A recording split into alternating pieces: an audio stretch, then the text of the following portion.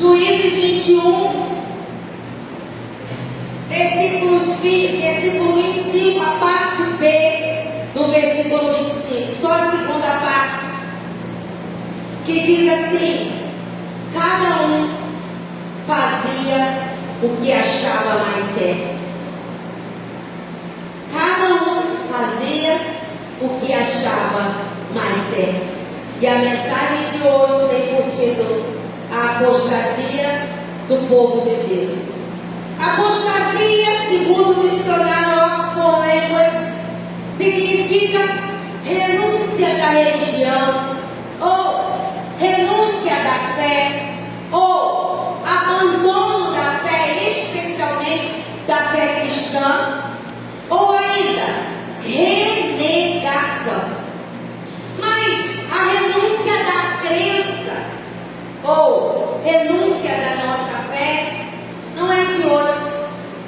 Se você ler livro de Juízes, e eu desafio você a ler essa semana Juízes, você que já terminou a leitura anual da Bíblia, leia Juízes de novo, e você vai encontrar lá o que está acontecendo hoje. Quando nós lemos o Antigo Testamento, nós vemos o povo escolhido por Deus, vendo milagres, vivendo milagres, olhando os milagres, participando dos milagres. Mas mesmo assim, eles não queriam o Deus do milagre. Eles só queriam o milagre de Deus. Centenas de vezes aquele povo que parecia crer em Deus, que parecia estar andando nos caminhos de Deus, renegaram sua fé. Deus, pelo clamor do povo, teve misericórdia de 430 anos de escravidão no Egito e usou um homem, Moisés, para tirá-los de lá.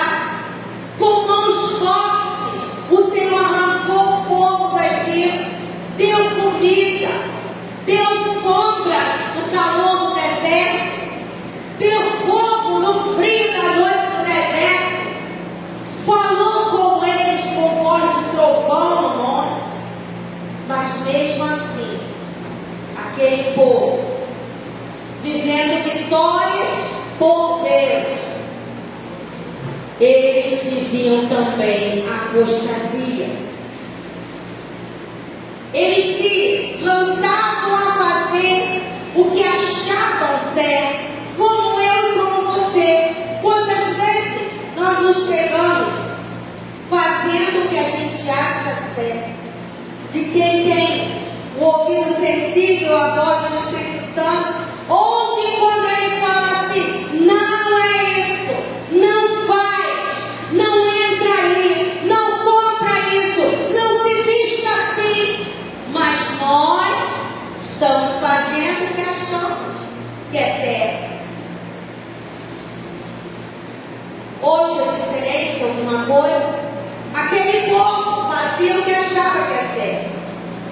Quando Moisés subiu o monte, porque Deus iria dar a ele as tábuas da lei, aquele povo pediu a Arão, pensando que estava fazendo certo: nós queremos Deus, nós queremos o Deus que nos tirou do Egito. Então Arão, na sua pouca fé, pediu que lhes dessem os brincos de ouro. Todos lhes deram brincos e pulseiras de ouro, fizeram um bezerro. Aquele para eles era o Deus de Israel. Mas eles esqueceram que Deus mesmo já havia dito para eles: não façam para si imagem de escultura, nem do que está no céu, nem do que está na terra, nem do que está nas águas, nem embaixo da terra. Mas mesmo assim, eles queriam apalpar alguma coisa que lhes fosse poder. Então, lendo o livro de Juízes, nós podemos ver a apostasia desse povo, mesmo depois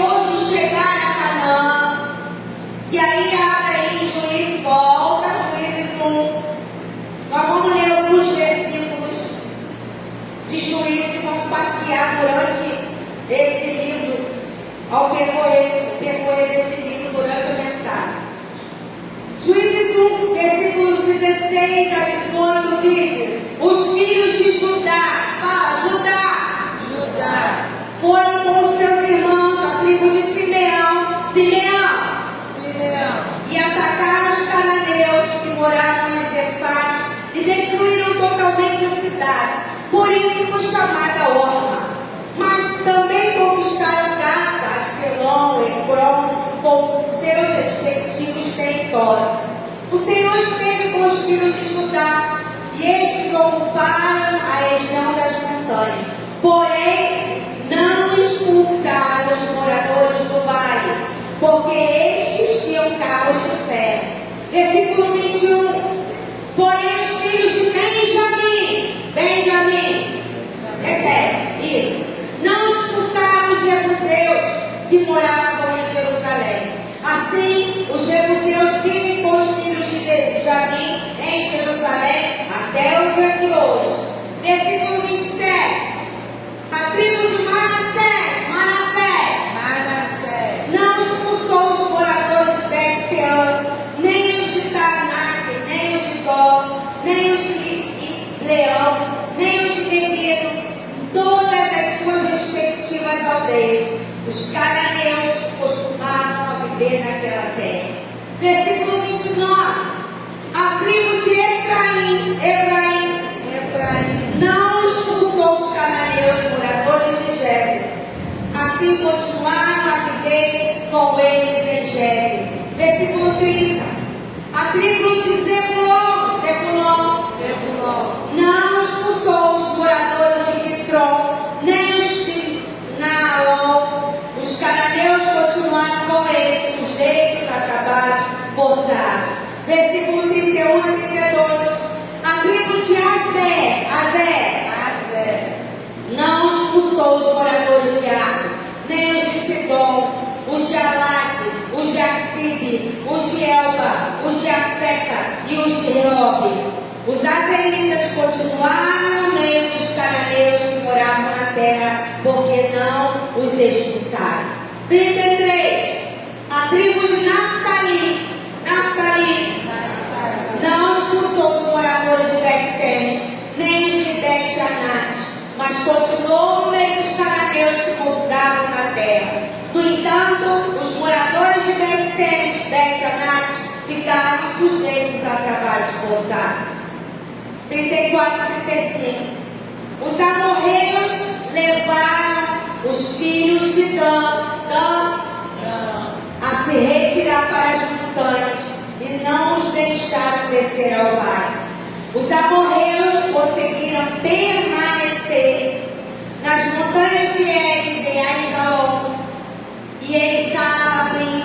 No entanto, a mão da casa de José prevaleceu e os amorreus foram sujeitos a trabalhos forçados. Deus havia dado ordem por intermédio de Moisés. Olha só, gente, olha o que tem que morrer. Se você for lá ver em Deuteronômio, lá no finalzinho, a partir do capítulo 26, Moisés renovando a fala, porque Deus já havia falado que aquele povo ia se desviar. Então Moisés, achando que a palavra dele tinha algum poder, ele passou ali de novo as regras. E uma delas era: ao vocês entrarem na terra de Canaã, expulsem de lá os jebuseus, os heveus, os cananeus e todos os heus, os itas, etc. Eram muitos povos naquele lugar, povos que não tinham e não conheciam Deus de Israel, povos que se dobravam diante de deuses em imagem de escultura, se dobravam e ofereciam seus filhos em holocausto, se dobravam aos exércitos dos céus, ao sol, à lua e às estrelas. Povo que era um povo ímpio, um povo que não tinha Deus. E enquanto Moisés viveu até o seu último fôlego de vida, aquele povo com mão forte, com palavra forte, com muita oração, ele foi vitorioso. Moisés morreu. E agora a liderança está com quem está? Josué. Muito bem. Quem não sabe, vem para a escola bíblica. Josué agora sucessor de Moisés. Josué foi um homem que viu a glória de Deus de pé. Ele viu Deus de pé, o Deus de Moisés, o Deus que fazia milagres e maravilhas, sinais e prodígios. Moisés então pega o povo de Israel, mas a história é a mesma. Aquele povo não queria Deus. Aquele povo queria fazer o que cada um achava que era mais certo, não o que Deus queria, não a vontade do Deus vivo. Eu quero fazer meu corpo, minhas regras, minha casa, minhas regras, meu casamento, minhas regras. Ao contrário disso, a Bíblia diz que o seu corpo é templo de Deus, o seu casamento, a sua aliança deve ser feita em três: a mulher, o esposo e a presença do Espírito Santo. E hoje em dia não é diferente. O povo de Deus, cada um faz o que acha que é certo. Juízes 3, versículo 7. Diz assim: os filhos de Israel fizeram o que era mal aos olhos do Senhor, se esqueceram do Senhor seu Deus, e renderam culto aos Baalins e ao poste da deusa Azerá. Versículo 12: os filhos de Israel tornaram a fazer o que era mal aos olhos do Senhor. Por isso o Senhor deu poder a Eglon, o rei moabita, contra Israel, porque fizeram o que era mal aos olhos do Senhor. Capítulo 4, versículo 1. Os filhos de Israel tornaram a fazer o que era mal aos olhos do Senhor, depois da morte de Eude. Capítulo 6, versículo 1. Os filhos de Israel fizeram o que era mal aos olhos do Senhor, e por isso o Senhor os entregou nas mãos dos midianitas durante 7 anos. Capítulo 8, versículos 33 e 34. Depois que Gideão morreu, os filhos de Israel voltaram a se prostituir com os Baalins e puseram Baal-Berites por Deus. 34.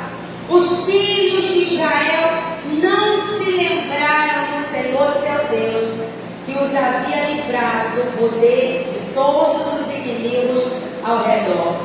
Capítulo 10, versículo 6. Os filhos de Israel tornaram a fazer o que era mal aos olhos do Senhor e adoraram os Baalins, Astarote, os deuses da Síria e os de Sidom, de Moabe, dos filhos de Amon e dos filisteus. Eles abandonaram o Senhor e deixaram de adorá-lo. Capítulo 13, versículo 1. Os filhos de Israel tornaram a fazer o que era mal aos olhos do Senhor. Por isso, ele os entregou nas mãos dos filisteus durante 40 anos. Hoje, nosso tempo de vida estimado, mais ou menos 70, 80 anos, na lucidez, né? Depois disso aí, é um ou outro que está lúcido. Talvez você que chegou aqui hoje tem 20, 30, 40, 50, até 80 anos, está lúcido. Talvez você esteja fazendo o que é mal aos olhos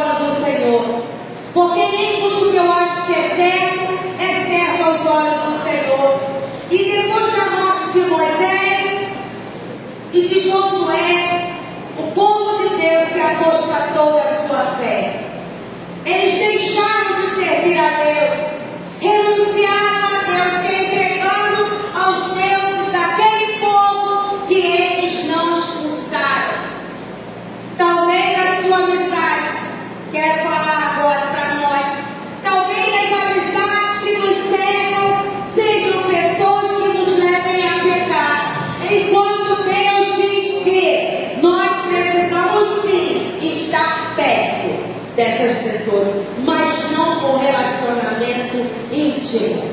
E aquele povo foi se entregando cada vez mais aos costumes dos povos em redor.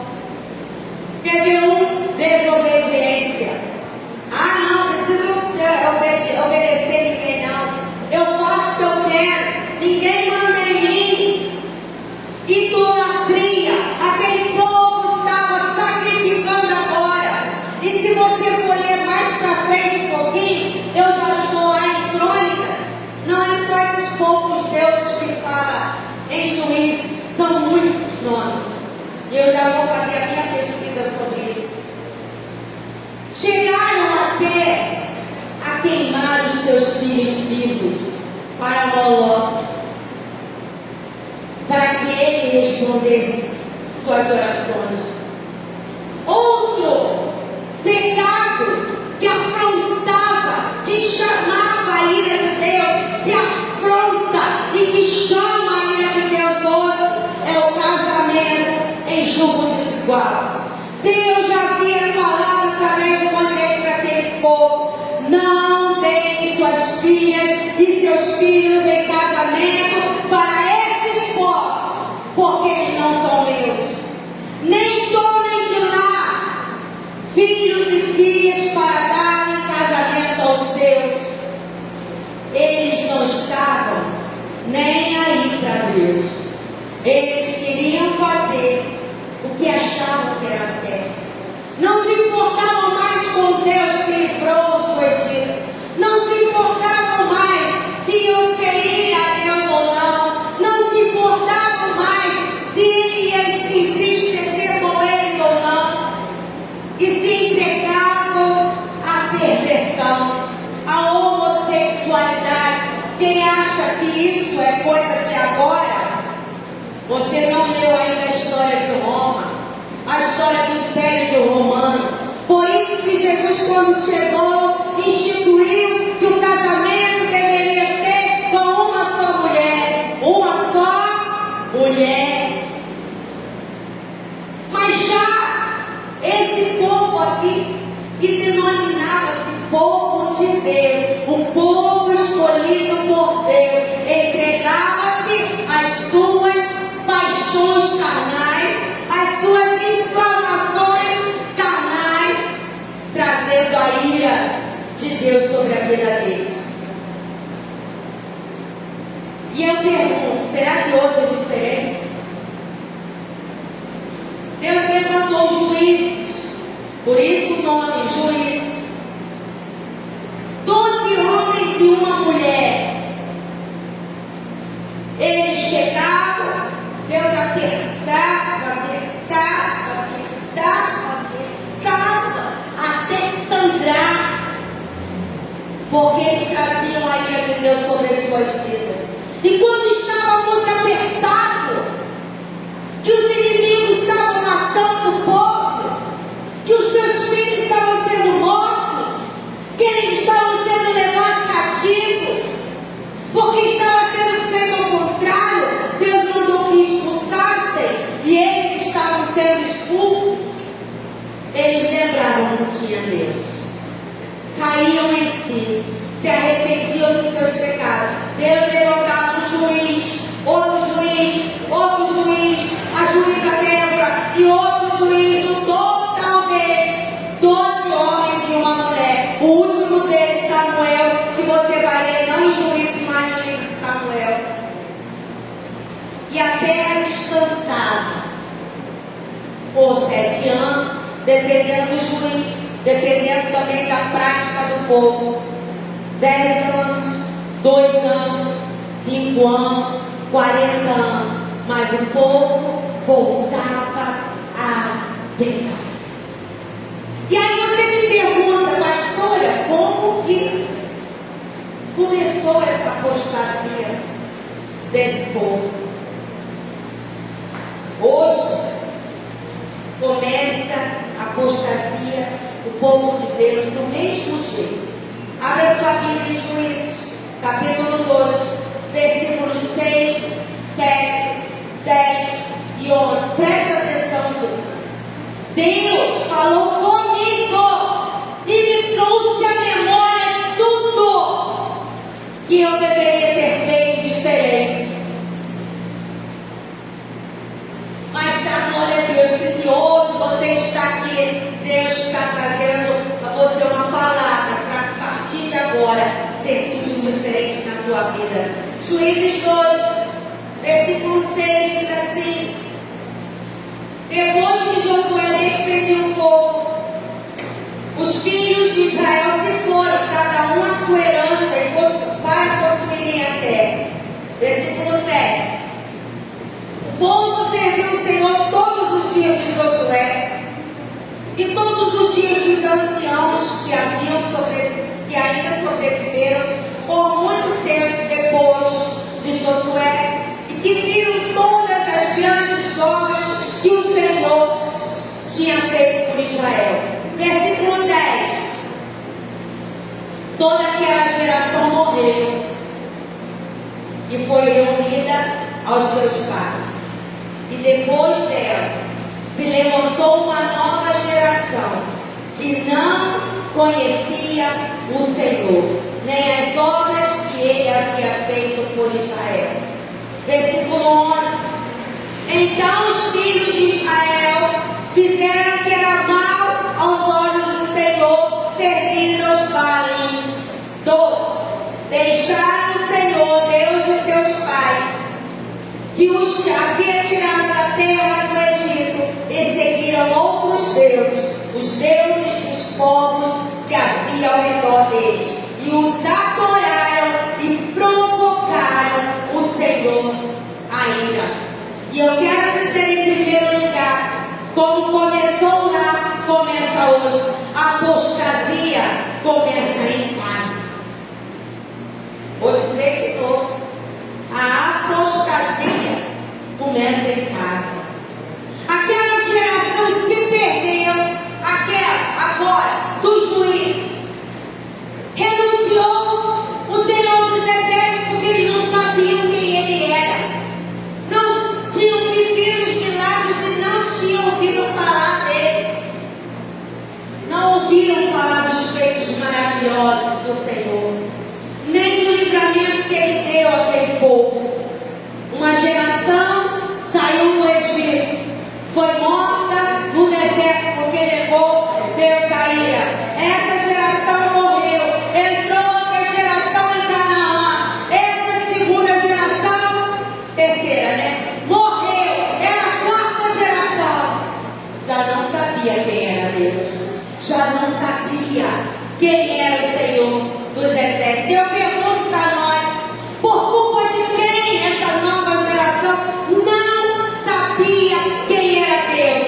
Por conta de quem essa geração apostatou da fé ou negou a sua fé? Você já fez aqui a resposta. Versículo 10.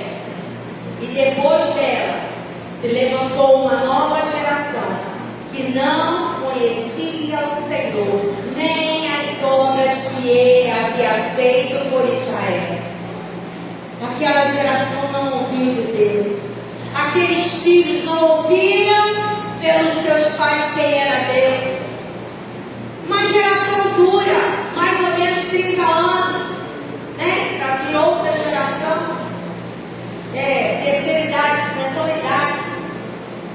Será que essa geração nova que está aqui tem ouvido dos seus pais quem é Deus? Será que você, pai, mãe, avó, tio, não importa, tem alguém antes de você, depois, né? Para você ser o líder, tem ouvido de Deus? Deuteronômio capítulo te dê uma mensagem, o Espírito Santo está aqui, uma mensagem didática para dizer: poxa, pastora, pegou pesado, ou poxa, pastora, podia falar menos um pouquinho, mas não sou eu, é a palavra que diz. Aleluia! Deuteronômio capítulo 6, 4 a 9 diz assim: escute, ó Israel, o Senhor, nosso Deus, é o único Senhor. Moisés ainda dando ordens ao povo. Portanto, ame o Senhor, o seu Deus, de todo o seu coração, de toda a sua alma e com toda a sua força. Essas palavras que hoje lhes ordeno estarão no seu coração. Primeiro lugar, onde? No meu coração. Versículo 7. Você as inculcará aos seus filhos e delas falarás quando estiver sentado em sua casa, andando pelo caminho, ao deitar-se e ao levantar-se.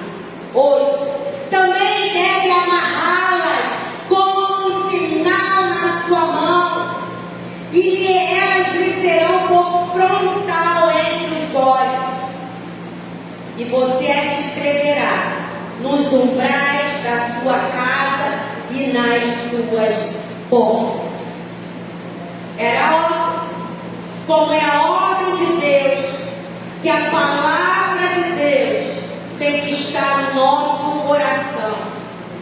Como ela está no meu coração, se eu não leio, se eu não ouço, se eu não estudo? Ela deve estar amarrada nas minhas mãos. Hoje nós temos a Bíblia.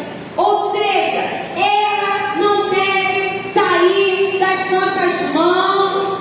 É a nossa espada. Lembra que a espada é a palavra? Lá na armadura de Deus, uma das coisas, capacete, couraça, escudo, cinto, sandálias, e uma delas é a espada nas mãos. Aleluia. Ela deve estar no frontal da sua testa. A palavra de Deus diz que nós somos sacerdotes e sacerdotisas do Senhor. Você é? Amém? Amém. E quando o sacerdote era apresentado ao Senhor, Arão foi o primeiro, ele tinha uma inscrição na testa dele. O que tinha escrito nessa inscrição? Uma fileta de ouro pregada em seu chapéu, né? Que é turbante. O que estava escrito? Santidade ao Senhor. Ou, em outras versões, consagrado ao Senhor. Então, quando Deus usa Moisés, dizendo que a palavra tem que estar no frontal da sua testa, quer dizer que através dela você será separado, você será santificado, você será consagrado ao Senhor. Aleluia! No seu coração, na sua testa, nas suas mãos, você as escreverá nos umbrais da sua casa e nas suas portas. Que Moisés e o Senhor usou Moisés para nos dizer que você não precisa amarrar no outdoor na sua casa, dizendo assim: aqui tem um cristão. Porque se a palavra está nas suas mãos, se a palavra está no frontal da sua testa, dizendo que você é consagrado, a palavra estará também nas suas atitudes. E quem olha para a tua casa diz: aí mora um homem de Deus, aí mora uma mulher de Deus, aí mora um jovem de Deus, aí mora uma menina de Deus. Não mexe com ele, não.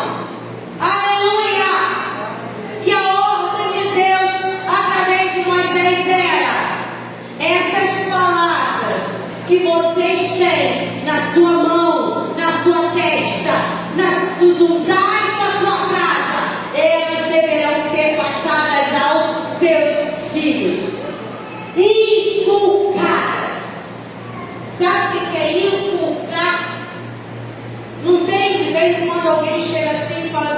pastora, eu vim andando. Sábado, a noite toda, uma música que só Jesus está na minha cabeça. Uma música do inferno foi inculcada na tua cabeça. Você ora, você chora, você jejua para aquela porcaria sair fora. Mas aqui o Senhor diz que a palavra estando na sua mão, na sua testa, em toda a sua casa, ela deve ser inculcada. E como que eu inculco nos meus filhos, nos netos, nos sobrinhos, nos vizinhos, nos amigos, nessa geração? Falando. Eles não vão saber da palavra se você não falar que Jesus é amor, que a Bíblia conta uma grande história, a história da redenção. Falar sobre perdão, falar sobre milagre, falar sobre vida em Deus, falar sobre amor, sobre paz, sobre a segurança. As palavras, quando estiver sentado em casa, na mesa, quando estiver andando, indo para a escola, voltando da escola, indo para o mercado, voltando para o mercado, indo para a farmácia, para o médico, voltando do médico, passeando de ônibus, voltando de ônibus, indo de carro, voltando de carro. Inculca nesta geração a palavra que cura, para que eles saibam quem é a tua fé, em quem está a tua fé. Aleluia! Ao deitar-se, vamos contar uma historinha para você dormir, meu amor. Boi. Ou aquele da cuca, misericórdia. Quantas crianças já viu o boi da carapé? Quantas crianças que já viu a cuca dentro do seu quarto, com noites de pesadelo? Porque a palavra não diz que eu tenho que cantar música do mundo, nem contar histórias do mundo. Sabe por quê? Ao deitar, porque cientificamente, são jovens que estão estudando, cientificamente, quando você lê antes de dormir, você dá uma pequena estudada. Eu sempre fui assim, depois de velha eu descobri o porquê. Eu não gostava de estudar de dia, eu só lia antes de dormir e ir embora para a escola no dia seguinte. Toda vez que você estuda um pouco ou lê, o seu subconsciente, ele continua trabalhando sobre aquilo que você estudou e falou. E a palavra de Deus, em tudo que era dos seus filhos, ao deitar-se, leia a história da Bíblia, conte a história da Bíblia, fale do milagre do Senhor. E ao levantar-se, Deus te abençoe, porque o mesmo Deus que abençoou a minha vida e continua inculcando. Aquela geração não amava mais a Deus, nem de alma, nem de coração, nem de tudo, menos de todas as forças. Aqueles pais não falaram de Deus aos seus filhos, não inculcaram quem era o eu sou. Diga ao faraó, eu sou e basta, porque eu sou é aquele que cura, o eu sou é aquele que liberta, o eu sou é aquele que restaura o seu casamento, o eu sou é aquele que te ajuda a criar os seus filhos. O eu sou é o marido das mulheres que não tem marido. O eu sou é o companheiro daquele que se sente solitário. O eu sou o todo-poderoso Deus. Aleluia. E aqueles filhos não sabiam quem era Deus. E hoje é diferente. Os filhos sabem quem os pais seguem na internet, quem eles gostam como artista, como ator, como cantor, qual é o hobby dos pais, sabem o que os pais fazem no dia de folga, sabem tudo sobre os pais. Mas será que eles veem os pais lendo a Bíblia? Será que os filhos de hoje veem seu pai e sua mãe estudando, orando, lendo a Bíblia, falando de Deus? se converteram fora dos pais. Meu pai, pastora, não é crente, é de outra religião. Minha mãe, pastora, também não quer nem saber de igreja, é de outro lado. Mas eu quero dizer para você que Deus cuida dos seus. Aleluia! Talvez você que chegou nessa igreja e está aqui não foi pelo pai, não foi pelo exemplo da mãe, mas Deus enviou um pai e uma mãe espiritual para você. Talvez alguém que esteja aqui trouxe você para a igreja, porque Deus diz assim: estou te dando alguém para você cuidar. Leva, carrega, fala, inculca. Aleluia! Talvez nós que estamos aqui hoje não tenhamos mais filhos pequenos. O meu já está inculcado, glória a Deus. A minha semente está nela. Uma hora vai frutificar em nome de Jesus. Deus já prometeu, e aquele que promete, ele cumpre no seu tempo. Aleluia! Talvez nós não tenhamos mais filhos. Eu não posso ter mais filhos, mas nós podemos investir no reino dos céus com filhos e filhas espirituais. Deus está dizendo para você aqui: você pode ter feito errado, como ele falou comigo, algumas coisas que eu falei, Senhor, pisei agora e pisei feio, me perdoa. Mas o Senhor está dizendo para nós: gerem filhos espirituais, façam tudo diferente, façam agora o certo, como Deus quer e Deus está falando. Aleluia! Hoje nós também vemos, fora esses que vêm, né, sem ser pelos pais, crianças e jovens apóstatas. Pastor, mas nós estamos na igreja, estou dizendo, é aqui mesmo, a começar aqui nas outras também, porque cada um acha que faz o que é certo. As tias cansam de falar comigo: pastora, as crianças não levam Bíblia para a escola. Como assim? Se é um livro de dados que eu dei aula para eles lá em cima semana passada, para as tias ficarem aqui no encontro de mulheres. Cadê a Bíblia? Só tinha um. De 7 crianças, só tinha uma Bíblia. Talvez essas crianças não estão sendo inculcadas no valor da palavra de Deus. Não é essa aqui não, gente. Isso aqui é para emergência. Esse aqui é para você não carregar sua Bíblia de 5 quilos na bolsa para lá e para cá, porque você vai ficar doente da coluna, vai dar um treco. Isso aqui é para emergência. É essa aqui, palavra de Deus. Ah, mas meu pai e minha mãe traz celular. Ah, quantas pessoas dessa geração que não sabem o que é orar, não conhecem o poder da oração. Quarta-feira, dia de oração, todos ajoelhados e um monte sentado. Até gente que não pode ajoelhar, ajoelha, que sabe que é um gesto de humilhação diante de Deus. Uma geração hoje que acha que o culto é uma festinha na varanda. Festinha na varanda eu fiz porque eu quero. Não é assim, na célula? Chinelo, short, blusinha de alcinha. Outra festa na varanda. Precisa ter reverência não. Vizinho de lá faz uma barulheira, onde cá toca pagode no final de semana. Precisa ter reverência não. É festinha na varanda. Mas a casa do Senhor é lugar de reverência.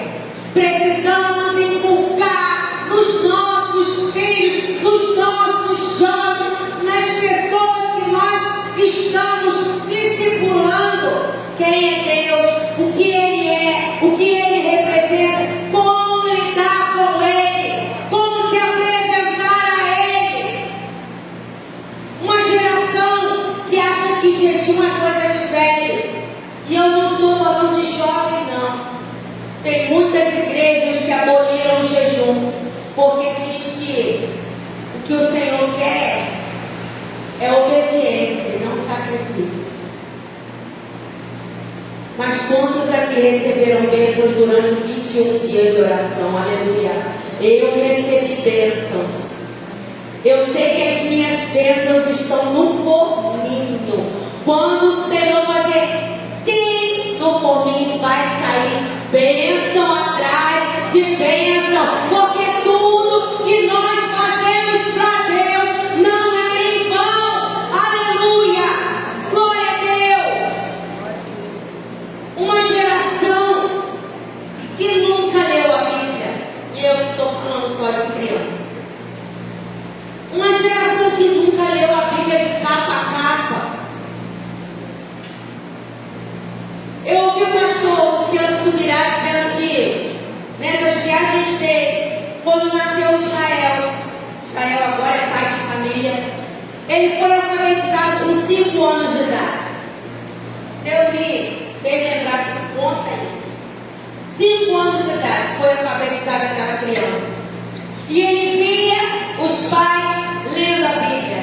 E quando ia completar 6 anos, ele virou para o pastor Luciano Subirá e falou: pai, eu quero ler a Bíblia. Quanto eu tenho que ler todo dia? A criança de 6 anos, né? Olha, pô, você nem me dá a voz. E o pai fez a conta. Se você for ver a conta, são 1189 capítulos, dá 3:25. E o Luciano falou assim: ó, você lê 3, depois no sábado, no domingo que não tem prova, não tem aula, você lê o que faltar, vai ser 25. E o menino leu com 6 anos a Bíblia toda em 1 ano. Aí ele falou assim, quando virou para os 7 anos, no início do ano, ele falou assim: pai, e se eu ler a Bíblia 2 vezes no ano? Quanto eu tenho que ler? O pai fez a conta, 7 capítulos por dia. E a partir dos 7 anos, o Israel Subirá leu a Bíblia aos 7 2 vezes, aos 8 2 vezes, aos 9 2 vezes, aos 10 2 vezes, 9 2 vezes. Ou seja, aos 9 anos de idade, uma criança tinha lido a Bíblia de capa a capa 11 vezes. Por quê? Só porque o pai lia. Porque ao começar a ler, quem começa a ler a Bíblia, entendendo ou não entendendo, chama a presença do Espírito Santo de Deus, e vai vir fome, e vai vir sede de conhecer Deus através da palavra.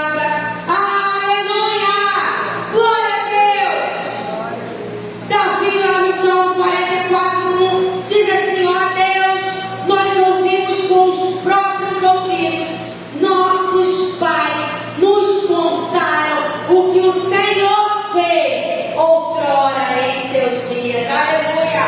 Então nós que estamos aqui precisamos inculcar nos nossos filhos, nas pessoas que nós amamos, o amor pelo Senhor. Aleluia! Gerson Rolim fala: minha casa, meu primeiro campo missionário. Quantas pessoas têm vontade de ser um missionário? Seja na sua casa. Ganhe seus filhos, ganhe seu marido, ganhe sua esposa, ganhe quem está no quintal morando com você, ganhe sua parentela, ganhe para Jesus. Aleluia! Isso faz com que nós não apostatemos da fé. Mas o que acontece quando estamos longe de Deus? Se você for ler Juízes capítulo 2, versículos 12, você lê só o 12, mas quem está anotando é o 12, 14 e o 15. Deixaram o Senhor, Deus dos seus pais, que os havia tirado da terra do Egito, e seguiram outros deuses, os deuses dos povos que havia ao redor deles, e os adoraram, provocando o Senhor a ira. A mesma palavra que diz que Deus é amor. Também é a palavra que diz que não coloquem o seu Deus à prova, porque Deus é fogo consumidor. Longe de Deus aquele povo foi roubado. Longe de Deus aquele povo foi ferido, foi morto, foi escravizado, perderam muita terra. Gente, se eu ganhei que meu filho me deu, glória a Deus por isso, pegue seu filho, tá? Uma Bíblia de estudo. Se você vê o tamanho das terras que Israel conquistou, vamos dizer assim, faz de conta. O tamanho das terras que Israel conquistou.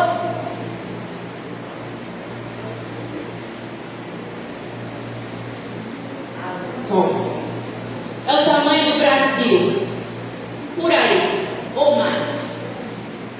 E eles foram perdendo,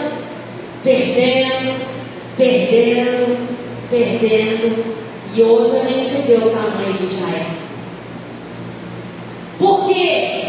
Porque estavam longe de Deus, levaram Deus à ira. E hoje, quanto mais perto de Deus, mais longe eu estou de Satanás.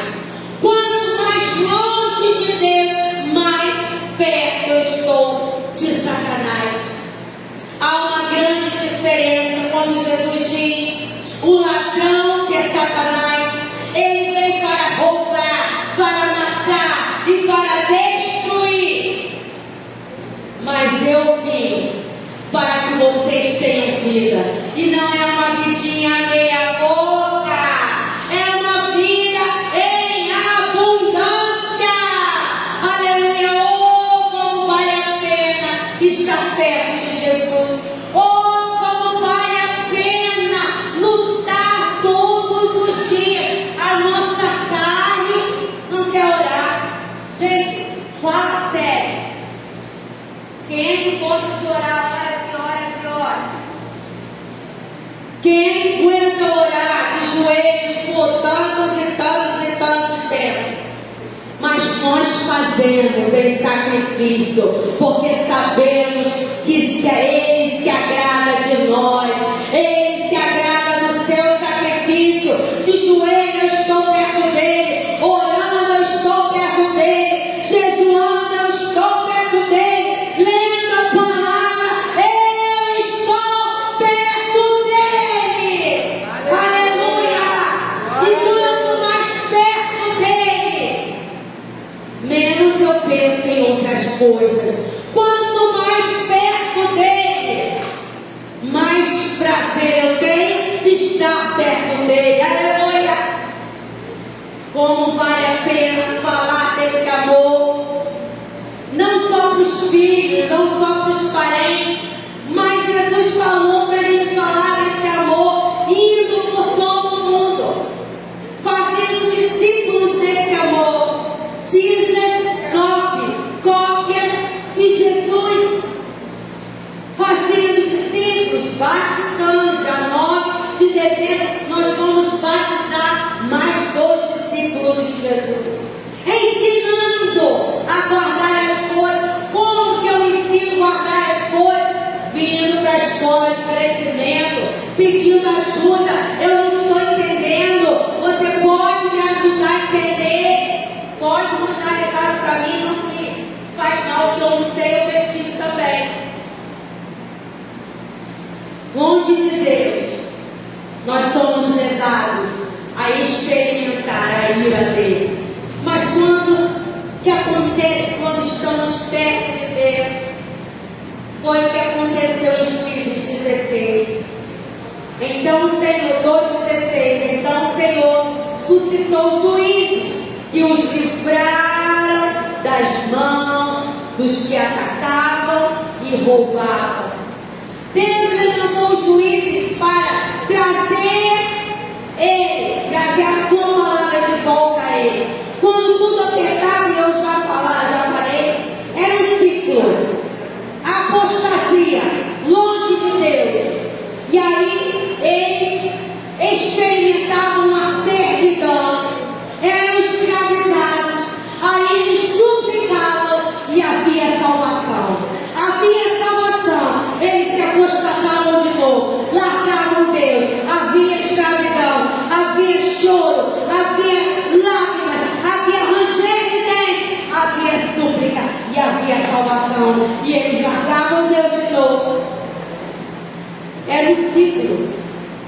apostasia, servidão, choro, lágrimas, clamor, súplica, Deus salvava. E assim, por 13 vezes, 12 homens e uma mulher.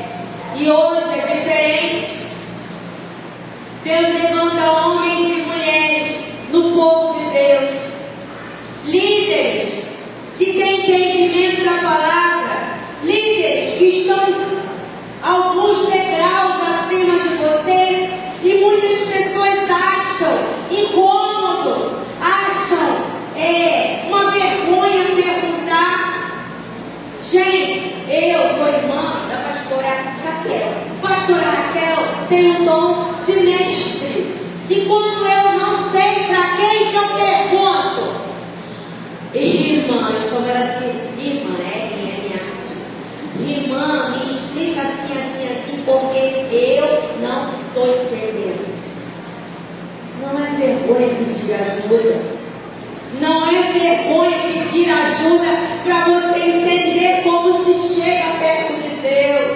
Não é vergonha se humilhar, porque os humilhados, eles serão exaltados. Hoje você não sabe, hoje você pede ajuda, amanhã você sobe o degrau e você será um dos que?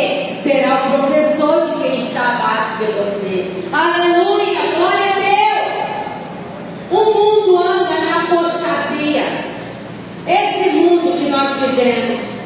Pessoas que eram da igreja, apostataram na sua fé, hoje mudaram de sexo, mudaram sua postura física, fizeram suas cirurgias. E por último, eu creio, tenho certeza que não tem pecado, pecadinho, pecadão.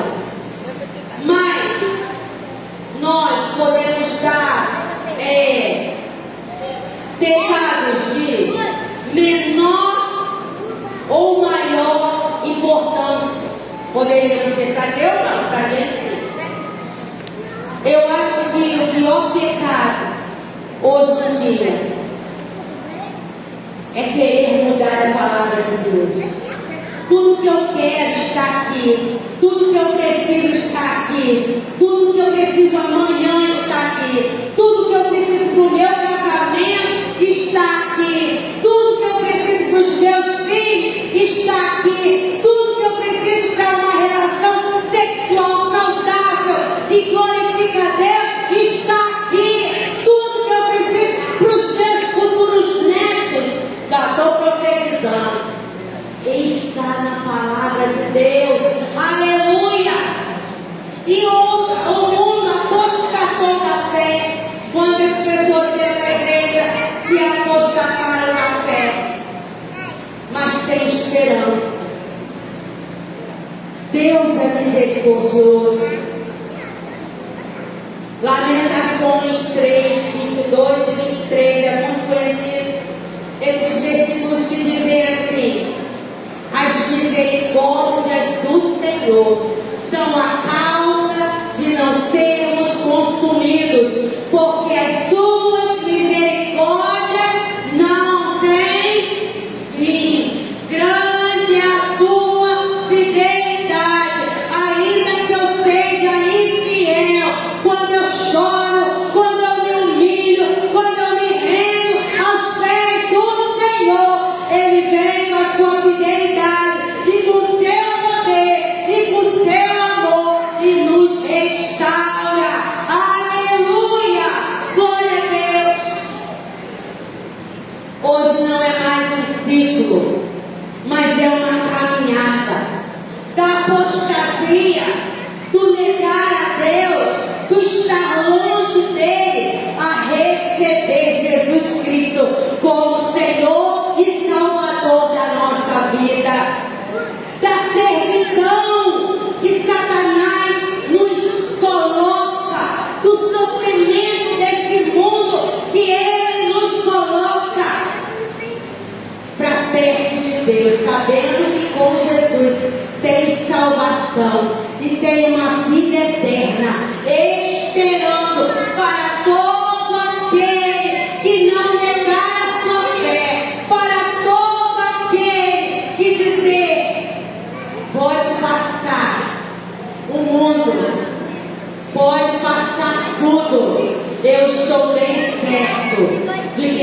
morte, nem a vida, nem anjos, nem demônios, nem as coisas de agora, nem o meu passado, nem o que está para acontecer, nem os poderes, nem a altura, nem a profundidade, nem qualquer outra coisa, outra criatura poderá me separar do amor do meu Deus que está em Cristo Jesus, o meu Senhor. Aleluia, glória a Deus. Por isso que nós não podemos deixar de falar desse amor. Esse amor que salva, esse amor que liberta, esse amor que muda a história. Eu era ninguém, hoje eu sou grande homem, grande mulher de Deus. Por quê? Porque você é uma mamã? Não, porque você tem o Espírito Santo de Deus dentro de você. E ele diz: abre a boca que eu vou falar. Aleluia. Você pode não ter estudado, ser analfabeto de letras, mas você é pós-graduado em joelho, em oração, em jejum, em humilhação diante de Deus. Glória a Deus. Aleluia! Glória a Deus! Aleluia! Todos os dias nós vamos lutar para que nada nos tire essa fé. Vai vir o desânimo? Vai. Vai vir o luto? Vai. Vai vir necessidade? Vai. Vai vir a doença? Vai. Vai vir a palavra do médico dizendo que não tem jeito? Vai. Mas aquele que está em Cristo é nova criatura. Essas coisas de Satanás que é velho, esse mundo que é velho, passarão. Passará os céus, passará a terra, mas a palavra dele não passa. Aleluia! Eu vou passar todos os dias orando: Senhor, eu não quero me afastar de ti. Não tenha vergonha de pedir ajuda. Não tenha vergonha de pedir oração. Não tenha vergonha, porque Satanás é aquele que fala comigo. Ele fala assim: pergunta não, pede oração não. Você é pastora? Ora aí, essa luta aí sozinho. Eu disse: ah, Satanás, eu não tenho uma família para viver sozinha. Deus não instituiu uma família, família Elohim, para eu viver sozinha. Eu tenho irmãos, eu tenho irmãs, que é sangue no meu sangue, porque o sangue que corre em nós é o sangue que foi metido lá no Calvário, o sangue de Jesus, o nosso Senhor. Aleluia! Quando ele disser para você: você não pode, posso todas as coisas, você não vai, eu vou em nome do Senhor Jesus. Aleluia, glória a Deus. Para terminar, o Senhor fala conosco hoje. Apocalipse 3, 20 a 22, que diz assim: hoje o Senhor está dizendo para nós: eis que eu estou à porta do seu coração e bato. Se alguém ouvir a minha voz e abrir a porta, eu entrarei e cearei com ele e comigo. Todos os dias o Senhor bate a porta do seu coração. Quando você acorda com insônia de madrugada, o Espírito Santo está batendo a porta do seu coração. Quando você que acorda às 7, acorda às 5, sem sono, mas como assim eu acordei? É o Espírito Santo batendo a porta do seu coração. Porque se você ouve e abre a porta, ele vai entrar, trazer alimento espiritual, trazer vitória para você. Ao vencedor darei o direito de sentar-se comigo no meu trono, assim como também eu e sentei com meu Pai no seu trono. Quem tem ouvidos, ouça o que o Espírito Santo diz à nossa igreja. Aleluia! Fica de pé. está aqui, amém? Amém. Ele falou ao seu coração, como Ele falou ao meu coração também. Fala para Ele as suas dificuldades, fala para Ele as suas fraquezas, fala para Ele. Esse tipo de oração, quando você está orando as suas debilidades, não é para abrir o bocão e falar assim: mas Senhor, eu não posso ver mulher, eu não posso ver nada, eu não posso ver o rabo de saia. Debilidades é no particular com o Senhor. Mas quando você for adorar, oh aleluia, adore para o inferno escutar.